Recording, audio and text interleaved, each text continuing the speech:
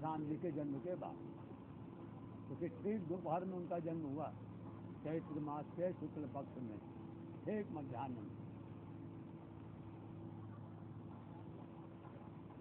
प्रभु की कथा, प्रभु की लीला में ये गुड़ चीज़ों पर ध्यान रखने से फिर बाकी तुमको किसी पंडित जी शास्त्र वगैरह के जानकार के पास बैठ के इस तरह समय खर्चा करने की जरूरत नहीं पड़ेगी। डूबने की बात है, वो डूब तभी पाएगा व्यक्ति जब ऐसा ईश्वर की कृपा से वैसा गुरु मिलेगा। ईश्वर गुरु में एक चीज का बहुत अंतर है बेटा। गुरु ईश्वर के बारे में सब बताता है, ईश्वर का रहस्य बिना गुरु के नहीं समझा जा सकता, निश्चित बात है। लेकिन वैसा गुरु भी ईश्वर की कृपा के बिना नहीं मिलता। राम जी की कृपा अगर न होती कबीरदास जी के ऊपर, तो रामानंद जी जैसा कोई उच्च कोटि का महान संत नहीं मिलता। राम जी की कृपा के कारण ही, राम जी की कृपा के कारण ही कबीरदास जी की माता ने उनको जिस जगह तीर्थ के किनारे कपड़े में लपेट के छोड़ दिया था, वो बहुत बड़ी बात थी कि जिस परिवार ने उनका पालन पोषण किया, 5 समय वो नमाज पढ़ता था, सात्विक आहार ग्रहण करता था, सात्विकता का प्रभाव पड़ा। रामानंद जी से संत मिल गए, रामानंद जी ने गले लगाते ही राम जी का ज्ञान करा दिया ना। उसी को बोलते हैं जब गोविंद कृपा करी तब गुरु मिलिया है। जब ईश्वर की कृपा होती तभी वैसे गुरु मिलते हैं, वैसा तो नहीं मिलेंगे। वैसे गुरु फिर मिलना तुमको शुरू हो जाएंगे तो जीवन भर तुमको शिष्य ही बना के रखेंगे, तुम्हारा विकास ही नहीं होने देंगे। जब तक रहो हमारी चरण वंदना करो, प्रणाम दंडवत करो, सेवा सत्कार करते रहो और अपना जीवन जीते रहो, ये उनका धर्म होता है। जबकि हम सब ईश्वर के अंश हैं, तो हमारा कर्तव्य बना कि हम उसको वो विरासत दे के ही जाएंगे। शरीर तो जाना ही जाना है, लेकिन कर्तव्य शिष्य का उत्थान कराओ। तो शिष्य अपना उत्थान स्वयं करता है, उत्थान करने के लिए उसको मार्गदर्शन की आवश्यकता पड़ती है ना। तो प्रत्येक गुरु मार्गदर्शक की भूमिका में होता है। ये आजकल के गुरु बोल नहीं पाते, इस सत्य को स्वीकार कोई नहीं करता, खाली सुनना चाहते हैं, कहो गुरु ब्रह्मा गुरु विष्णु। वो गुरु ब्रह्मा विष्णु महेश अपने लिए सुन के बड़ा गदगद होते हैं। अब एक काम भी नहीं कर सकते ब्रह्मा विष्णु महेश वाला। न ब्रह्मा की तरह कोई नवीन सृष्टि बना पाएंगे, न विष्णु की तरह संचालन कर पाएंगे, न रुद्र की तरह उसका विलीनीकरण ही कर पाएंगे, लेकिन सुनेंगे जरूर। प्रशंसा के इतने भूखे हैं और ईश्वर इन चीज़ों से चिढ़ता। निर्मल मन जन सो मोहि पावा, क्यों कहा चौपाई में रामचरित मानस में खुशी ने। निर्मल मन जन सो मोहि पावा, मोह कपट छल सिद्ध न भावा। मन के अंदर ये भाव नहीं रखना चाहिए कभी। इस शिष्य को हमने कुछ सिखा पढ़ा करके बहुत उपकार कर दिया, कुछ नहीं। ईश्वर की ही छाया कहा गया है गुरु को। ईश्वरो गुरु आत्मे थी। ईश्वर गुरु और आत्मा में कोई अंतर नहीं है। गुरु का क्या कर्तव्य है? जीव आत्मा जो उसके पास आया है ईश्वर के ज्ञान के लिए, तो चूँकि गुरु यह जान रहा है कि हम भी ईश्वर की ही रचना है, यह भी ईश्वर की रचना है, हम उस नाते से हम सब ईश्वर की संतान हुए। व्यवहार में हम गुरु इसलिए कि तुमको हमको रास्ता दिखाना है, तो हम रास्ता देखे हुए तब न तुमको दिखा पाएंगे।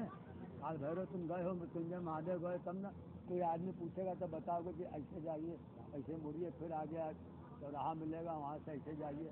तो रास्ता अगर तुमने नहीं देखा है तो, लेकिन तुम जब पहली बार आए तो सीधे पहुँच गए क्या वहाँ काल भैरव मृत्युंजय?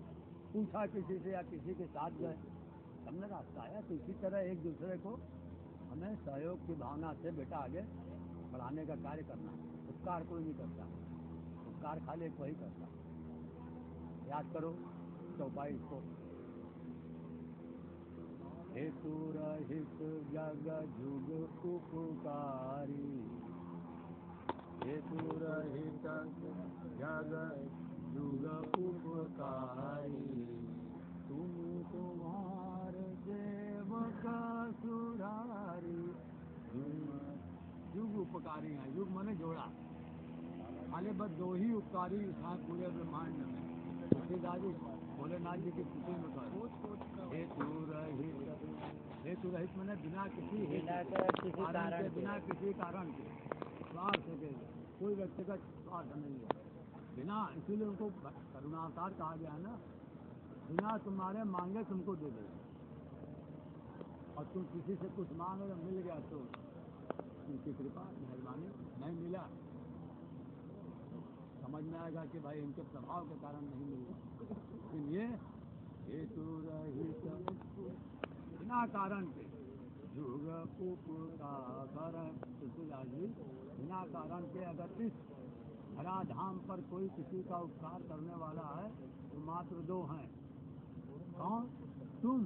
शिव को संबोधित किया, हे भोलेनाथ, या तो आप तुम तुम्हारे सेवक, और जो तुमको तुम्हारे वचन के अनुसार तो तुम्हारी सेवा में लगे, तुम्हारी आज्ञा के पालन में लगे हुए, तुम तुम्हारे सेवक, तुम और तुम्हारे सेवक। असुरारी मैंने असुरों का संहार करने वाले हैं शिव, या तो तुम ही उपकारी हो या फिर तुम्हारे परम प्रिय भक्त सेवक, वही उपकारी। हेतु रहित है, बाकी सब स्वार्थ का है संबंध बेटा। स्वार्थ लागी करई सब प्रीति, स्वार्थ लागी करई सब प्रीति, यही है नीति संसार की। स्वार्थ के कारण सुर गुरु मुनि सबकी यह रीति, स्वार्थ लागी करई सब प्रीति। स्वार्थ के कारण माने हेतु सहित है ये सब रीति करने वाले। आज के कथाकार जितने भी हैं सब देखो अपने प्रचार करने वालों को मैदान में पहले ही छोड़ देते हैं, पोस्टर चपकाओ, विज्ञापन दो, स्वार्थ है उसमें। कब मिल रहा उसको दिन भर घूमने का 1000-2000 रुपया, स्वार्थ है। लेकिन बिना स्वार्थ के ही उपकार करना खाली या तो शिव है तो उनके परम प्रिय भक्त जो समर्पित हो।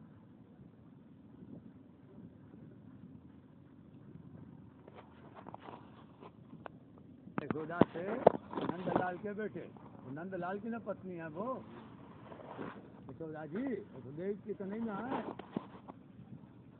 बोले नंद लाला कृष्ण के लिए कहा जा रहा है, तो वसुदेव के लाला है कि नंद के लाला?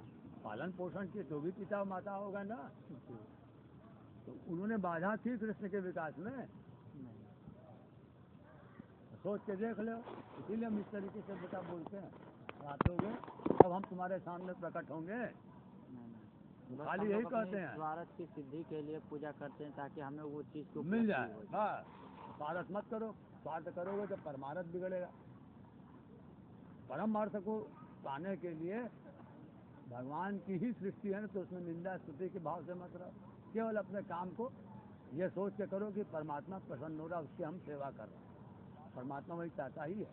तुम्हारे पास ज्ञान है, बुद्धि ज़्यादा है, तो जो कम बुद्धि वाला है, कम ज्ञान वाला है, उसको बुद्धि दो, ज्ञान दो, उसका ज्ञान के स्तर को बढ़ाओ, इतना ही है काम। एक व्यक्ति सीढ़ी नहीं चढ़ पा रहा है, वृद्ध है, या उसको पैर में कष्ट है, हाथ पकड़ के बस सीढ़ी चढ़ने में मदद कर दो। तुम्हारे हाथ में शक्ति, तुमको पैर में चोट नहीं है, तुम चल सकते हो, वो चल नहीं सकता, तो चलने में उसकी मदद कर दो, पूजा होगी। क्योंकि भीतर से तृप्त होगा, आशीर्वाद देगा तुम्हें। तो भीतर से आशीर्वाद देने का मतलब हृदय से भगवान ही बोल रहे हैं, वाह बेटा प्रसन्न हो गए नहीं भगवान। अब तुम मंदिर जा करके उस दिन जैसे रोज नियम है, शाम को हम जाएंगे मंदिर, फेरी लगाएंगे, पाठ करेंगे, तभी खाना खाएंगे। तो जिस दिन तुमने ऐसे किसी व्यक्ति की मदद कर दी, मंदिर नहीं जा पाए, तो तुम ये मत समझो कि आज हमारा नियम खंडित हो गया। तुम्हारा नियम तो दूने रफ्तार है पूरा भैया। साक्षात तुमने यानी भगवान की ही मदद कर दी ना, भगवान ने तुमको आशीर्वाद दिया। वहाँ उस व्यक्ति के पास आशीर्वाद देने की अपनी शक्ति नहीं ना है। जाओ बेटा खुश रहो, खूब जीवन में आनंद मना। ये किसने कहा? भगवान ने ही कहा, हृदय में सदा वसंतम हृदय अरविंदे। तुम अगर मंदिर जाके वो नियम से रुद्री नहीं पढ़ पाए, घर में ही नहीं पढ़ पाए, लेकिन लोगों की सेवा में ही लगे रह गए, अब आके थक के सो गए, तो मन में मत वाणी प्रायश्चित करना पड़ेगा, बिल्कुल मत करो। प्रायश्चित का भाव लाओगे तो तुम्हारा वो सत्कार बिगड़ा। नए ढंग से नए दिन में तुम रुद्री पढ़ो, नए ढंग से अगर कोई मिल जाए कार्य करो, लेकिन जब जब तुम कार्य करने बैठो, रुद्री पढ़ने या ईश्वर की पूजा करने, कोई भूखा आगे आवाज़ दे रहा है, तो ईश्वर की पूजा करोगे निष्फल हो जाएगा। उसको पहले रोटी दे दो। हाँ बेटा, ईश्वर ने पहले ही पूजा के पहले अपना हाथ ले लिया, अब उनको नैवेद्य चढ़ाने की जरूरत नहीं है। कब कहा ईश्वर ने? यही ने कहा कि कण कण में मुझे देखो, इसी ने बोलते हैं कि खाली छोटा हम पाखंड कर रहे हैं अपनी सिद्धि के लिए, ताकि लोग जाने कि गुरु जी नियम के बड़े पक्के हैं, बीच में उठेंगे ही नहीं, बीच में करेंगे ही नहीं। और अभी फोन आ जाए कि आइए 10 लाख का यहाँ आयोजन हो रहा है और आप ही के निर्देशन में आचार्य तो में सब होना है, भागेंगे ना गुरु जी, नियम कहाँ गया?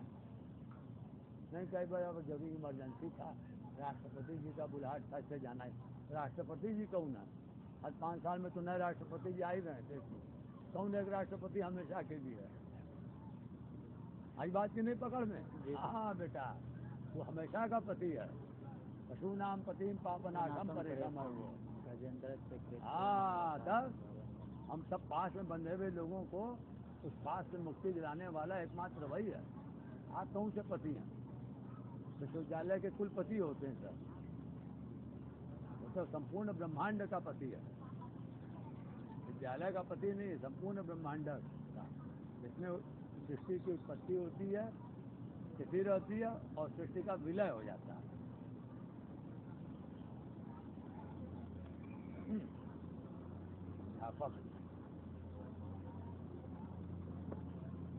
बोल नहीं सकते शुद्ध, पढ़ाना छोड़ दो जी, पढ़ाएंगे क्या पुस्तक लेके? बोल नहीं सकते हम शुद्ध, संस्कृत का श्लोक शुद्ध नहीं पढ़ पाते थे। घर में आकर अपने पोतों वगैरह पोतियों के पास रोज चले आते हैं, उसमें भी कुछ किराएदार लोग बीच में थे ब्राह्मण परिवार, तो उनके यहाँ कुछ बोलना रहता तो कई बार कान में हमारे श्लोक पढ़ता हूँ, उल्टा सीधा बोल रहा है, हमसे ही बातचीत कर रहे हैं, मैं चाँप देते रहे इसीलिए इनको।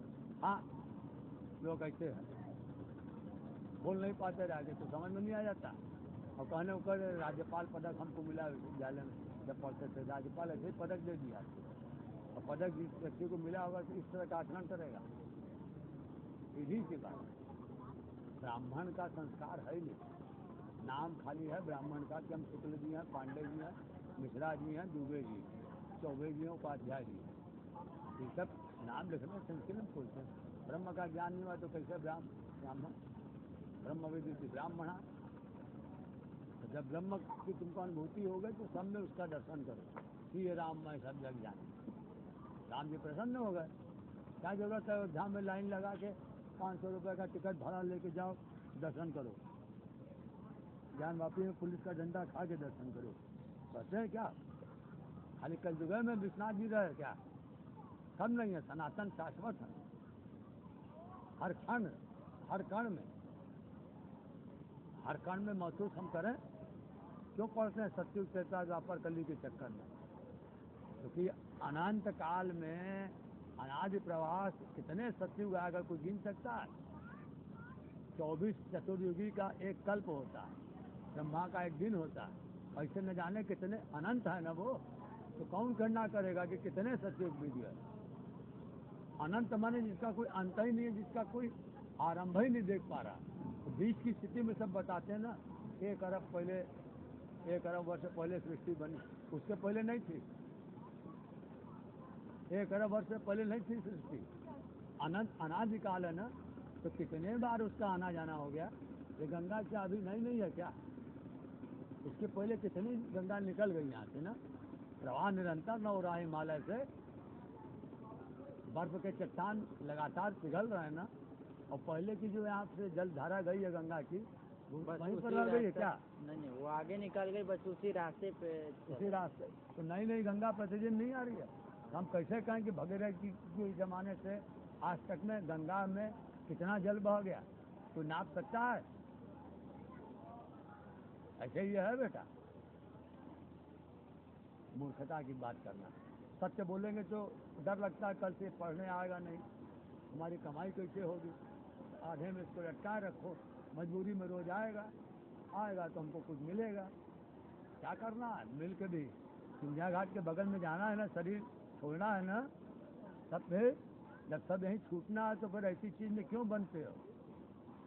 इसीलिए जो भी तुमको बता देना, 4 चीज, विवेक, वैराग्य, षट संपत्ति, श्रद्धा।